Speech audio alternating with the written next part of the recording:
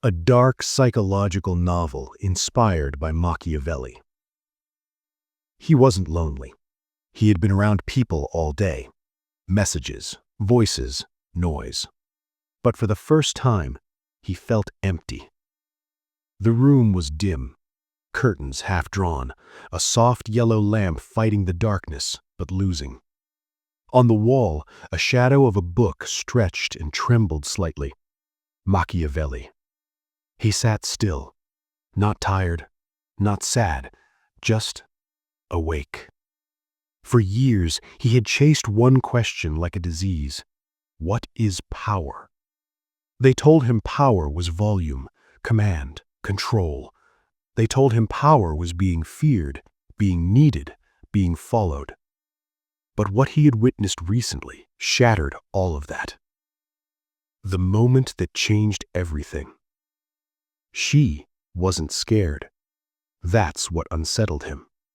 Her eyes didn't lower. Her voice didn't soften. Her smile wasn't defensive.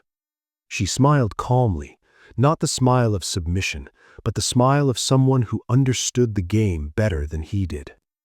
He thought he was influencing her, but somewhere between silence and eye contact, he realized something uncomfortable.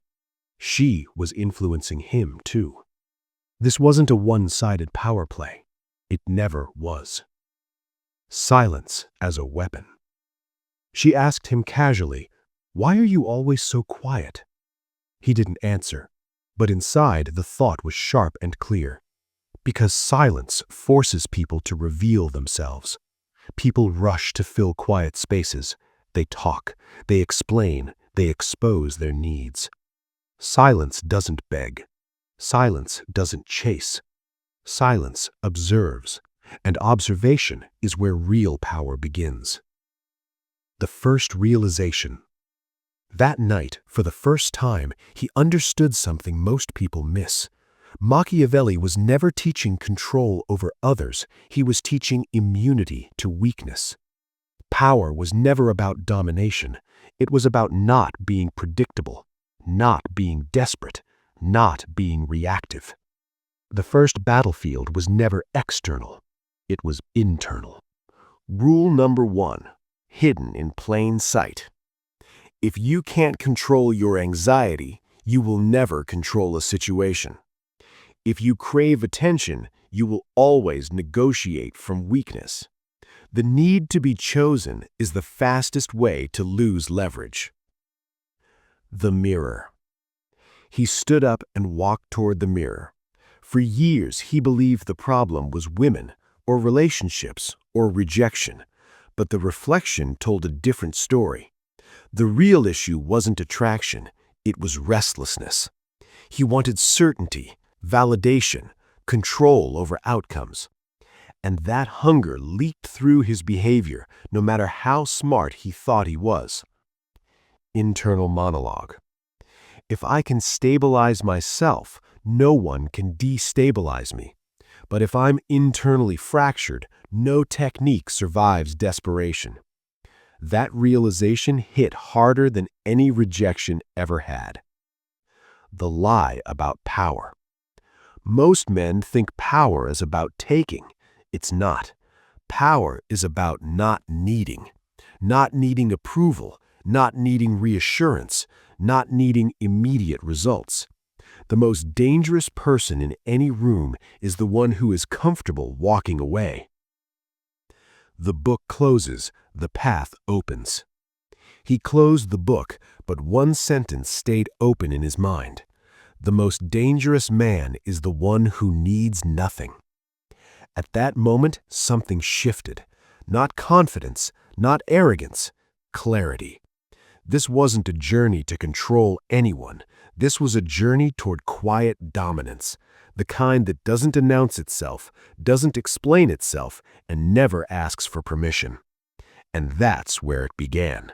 Not the pursuit of power, but the mastery of self. The laws of silent influence.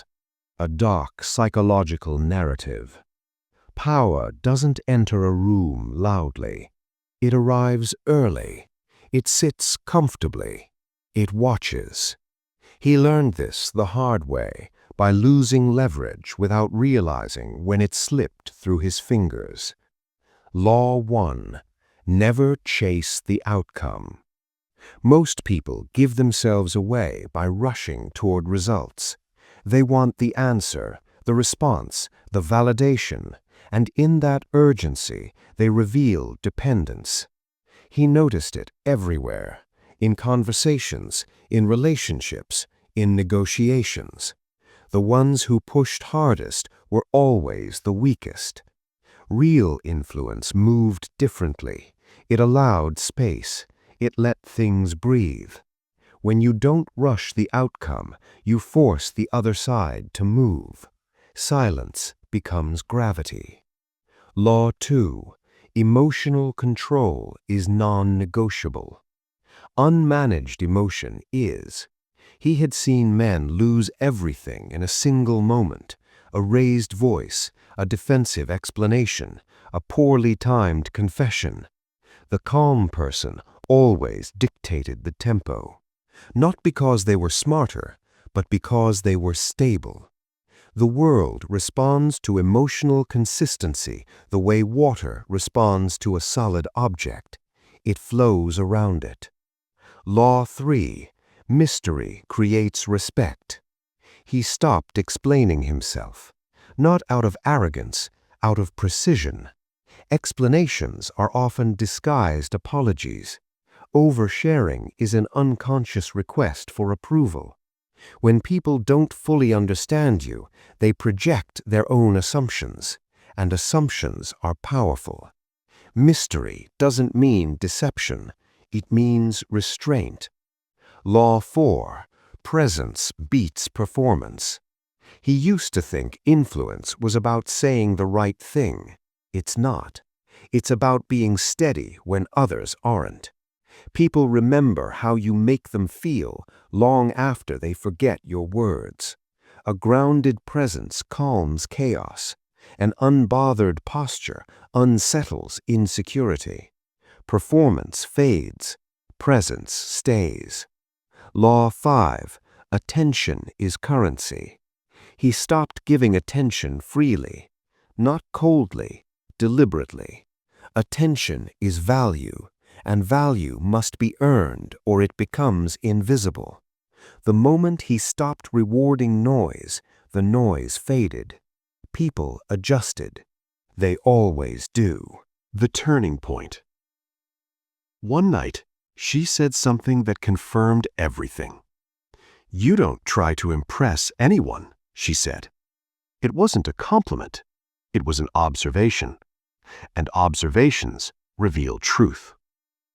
He realized influence isn't force, it's contrast. Calm against chaos, certainty against confusion, stillness against urgency. Internal shift. He no longer asked, "How do I affect others?" He asked, "How do I remain unaffected?" That question changed everything, because when you're unmovable, everything else moves around you. Law 6. The willingness to walk away. Nothing creates leverage like non-attachment. When you can walk away without drama, without explanation, without resentment, you become powerful by default. People sense it. They always have. Closing thought. Influence doesn't announce itself. It settles. It doesn't persuade. It attracts. And the quietest people in the room are often the ones shaping the outcome without ever touching the pieces. Attraction without effort. A dark psychological narrative. Attraction is misunderstood because people try to manufacture it. They polish lines, they rehearse confidence, they perform interest. And in doing so, they kill the very thing they're trying to create. Attraction doesn't respond to effort, it responds to alignment. The illusion of trying. He used to believe attraction was something you did, say the right thing, text at the right time, show interest, but not too much. It was exhausting, and worse, it was transparent. Trying always leaks need, and need repels. Not dramatically, quietly. The shift. He stopped adjusting himself to be appealing, not because he stopped caring, but because he stopped negotiating his center. Attraction didn't increase immediately, it clarified. Some people faded, others leaned in. That was the point. Attraction without effort isn't about pulling everyone closer, it's about letting the wrong ones drift away. Why calm is magnetic. People are drawn to what feels stable, not flashy, not loud, stable. In a world addicted to stimulation, calm feels rare, and rarity creates value. When he spoke slowly, paused naturally, and didn't rush to fill silence, people listened differently. Not because he demanded attention, but because he didn't chase it. She noticed before he did. "You don't try," she said once. Again, not praise, recognition. Most people confuse attraction with persuasion, but persuasion pushes, attraction pulls without touching. The role of boundaries. Boundaries aren't walls, they're filters. He stopped overextending, stopped being endlessly available, stopped bending to be liked, and something unexpected happened. Respect appeared before attraction, always does. Desire without respect burns fast and dies louder. Respect creates tension, and tension creates gravity. Internal discipline. Attraction without effort required discipline. Not toward others, toward himself. He learned to sit with uncertainty, to let moments pass without interference, to allow interest to reveal itself naturally. Most people sabotage attraction by trying to confirm it. Confirmation kills mystery. Mystery sustains interest. The unspoken dynamic. Leah leaned closer when he leaned back. Not physically, energetically. He didn't withdraw, he stabilized. And stability shifts dynamics without conversation. No tactics, no manipulation, just self-possession. The truth most never learn. Attraction isn't created in the interaction. It's created in the life you return to after the interaction ends. People sense whether you're full or empty, whether you're choosing them or needing them. That difference is everything. A quiet realization. He finally understood. Attraction is not about being impressive, it's about being complete. When nothing is missing, nothing is forced. And when nothing is forced, everything feels natural. Closing thought. The strongest attraction comes from someone who is already whole. No urgency, no pressure, no performance, just presence. And presence, when paired with restraint, is impossible to ignore. He had spent years trying to understand power from his own position. What he hadn't considered, what most never do, was how power looks from the other side of the table. That illusion cost him more than any mistake. Her perspective. She noticed him before he noticed her. Not because he was loud, not because he stood out, because he didn't compete. Men around her tried to claim space, tried to impress, tried to lead conversations somewhere predictable. He didn't, and that absence of effort was information. What she saw. She saw consistency, not charm that fluctuated, not intensity that burned and vanished. Consistency. He didn't lean in emotionally before the moment earned it. He didn't pull away theatrically to provoke interest. He stayed balanced. That balance signaled something rare: self-trust. The myth of control. From her side, control never came from dominance. It came from choice. The ability to stay or leave, to engage or disengage, to invest or not. Power was always mutual.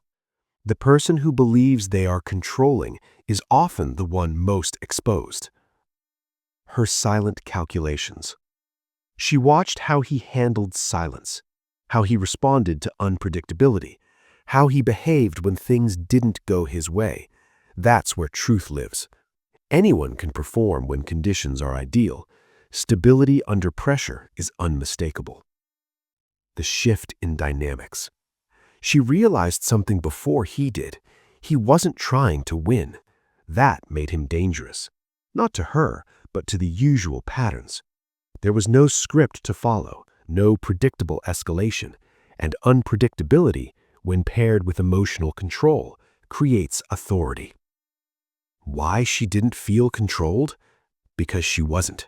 She felt respected. And respect does something manipulation never can. It invites reciprocity.